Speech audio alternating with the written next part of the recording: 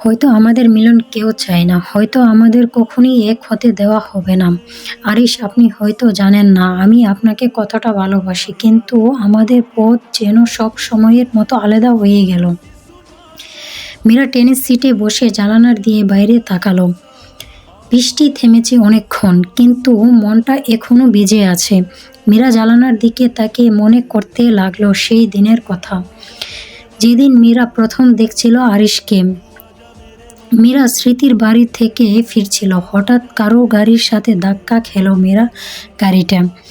মীরা চমকে উঠে ড্রাইভারের আঙ্কেলকে জিজ্ঞাসা করলো, কি হয়েছে আঙ্কেল? একটা গাড়ি মিস মীরা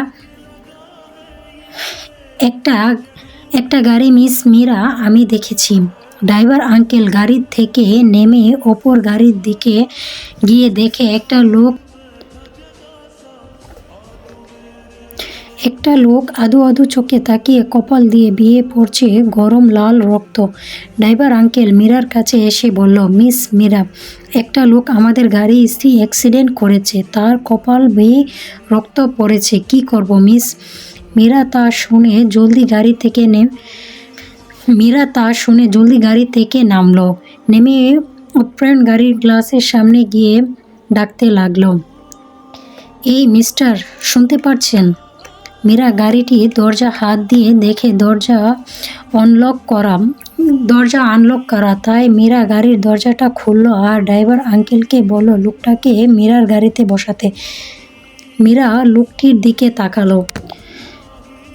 মলিন চেহারা তার, শরীরে তার কালো ফর্মাল প্যান্ট আর সাদা শার্ট, চুলগুলো গামে কপালে লেপ্টে রয়েছে। তাকে সুদর্শন বলে ভুল হবে।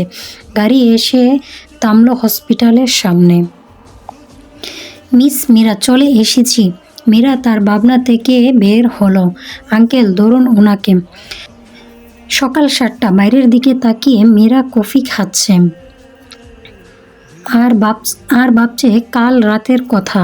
একটাবার খবর নিতে হবে, কেমন আছে কে জানে। কিরে, কি ভাবছিস? কই কিছু না তো। মিরু, তোকে আম্মু ডাকছে। মীরা খান, আজিজ খানের একমাত্র মেয়ে, আর যে একমাত্র ডেকে উঠল মিরু বলে, সে হলো মীরার একমাত্র বজ্জাত বড় ভাই আবিদ খান। আজিজ খান এবং তার স্ত্রী মাইশা খান, এর 2 সন্তান নিয়ে খান পরিবার। আজিজ খান একজন ডাক্তার হলেও 2 ভাই বোনের মধ্যে কারো ডাক্তার হওয়ার শখ নেই। আবিদ পড়ালেখা করছে ল নিয়ে ঢাকা নর্থ সাউথ বিশ্ববিদ্যালয়ে। আবিদ এর বয়স 28 বছর। আর মীরা সেই বাবার কথায় সায়েন্স নিয়ে এসএসসি পরীক্ষা দিয়েছে, রেজাল্টও এসেছে গোল্ডেন প্লাস না পেলেও A+ পেয়েছে সে। অনেকগুলো কলেজে ভর্তি পরীক্ষা দিয়েছে, এখন রেজাল্ট আসেনি। মীরার বয়স 17 বছর। কি হয়েছে আম্মু, ডাকছো কেন? শোনো, কাল তোর ভাইয়া কিছু বন্ধুরা আসবে আর কাল বাড়িতে থাকবি, আমার কাজে হেল্প করবি। মীরা বিরক্তকর নিয়ে বলল, মা আবার? হ্যাঁ আবার। তোর কি হয়েছে মীরা?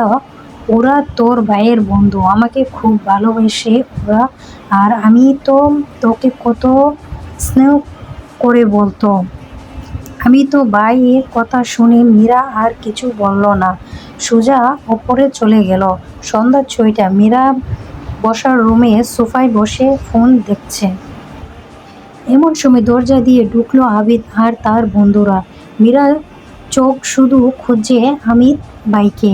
মীরা চোখ দিয়ে থামলো ফর্মাল শার্ট প্যান্ট পরা একজন পুরুষের দিকে। ইনি এখানে? মানে কি? তার মানে কি ইনি ভাইয়ের বন্ধু? এই লোকটাকে তো আমি সেদিন। মীরা ভাবনার ব্যাঘাত ঘটায় আবিদ, কিরে ডেব করে কি দেখছিস? মীরা ভড়কে গেল, কই কি কিছু না তো। তাহলে যা, আম্মুকে ডাক। মা! মাইশা খান ছুটে আসলো মেয়ের ডাকে। ওহ, তোরা এসেছিস, কেমন আছোস তোরা বাবারা? এই মীরা, ওদের বসতে দে। বসো তোমরা। 1 মিনিট আরিস, তুমি 1 মিনিট আরিস, তুমি কবে দেশে আসলে বাবা? এই তো আন্টি, লাস্ট মান্থ এসেছি। ভালো আছো? আর তোমার পরিবার সবাই কেমন আছে? আলহামদুলিল্লাহ ভালো। ভালো থাকলেই ভালো। কে যে তোমার আঙ্কেল এমনটা করো? আম্মু, আজ এই কথাগুলো থাক না। আচ্ছা তোমরা বসো। মীরা নীরব দর্শকের মতো সবটা শুধু দেখলো। এমন কিছু বলা ঠিক হবে না, পরে সব শুনবো আম্মুর থেকে। আরিশ, মীরা আমার ছোট বোন, তুই তো ওকে অনেকই ছোটবেলায় দেখছিস, ওকে তোর মনে থাকবে না? আরিশ মনে মনে আওড়ালো, খুব ভালো করেই মনে আছে আমার। সকাল 10টায় মীরা আর স্মৃতি বসে আছে হাতে ফোন নিয়ে। আজ তাদের অ্যাডমিশন আর রেজাল্ট দিবে। এই মীরা, ভালো করে চেক কর না। আরে বাবা, আসুক না আগে।